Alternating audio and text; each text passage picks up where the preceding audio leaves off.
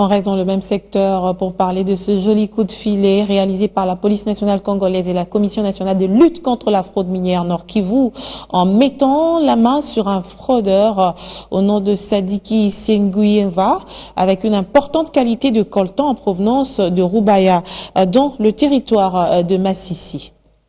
Sadiki Senguieva, la trentaine révolue, menotté, présenté ce vendredi à la presse par Daniel Mbayo, coordonnateur provincial de la Commission nationale de lutte contre la fraude minière, CNLFM section Nord Kivu. Ce fugitif a été arrêté avec une grande quantité de coltan en provenance de Rubaya dans le territoire de Massissi, enfoui dans ses bottes pendant qu'il voulait entrer frauduleusement en ville de Goma.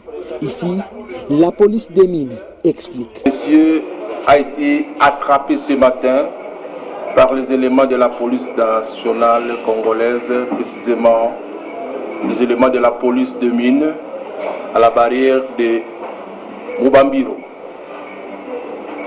Il voulait traverser comme il a l'habitude de traverser en mettant des minerais que vous le voyez ici dans ces godios. Et cette fois-ci, notre service était très veillé de les contrôler lors de son passage.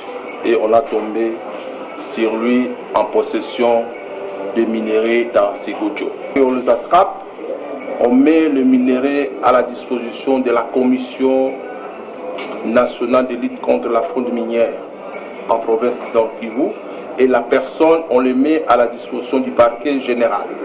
La société minière de Bisunzu, SMB, propriétaire du périmètre minier 4731 à Rubaya, d'où est venu ces minéraux, se réjouit de ce joli coup de filet réalisé par la Commission nationale de lutte contre la fraude minière et la police des mines et appelle la population à cesser cette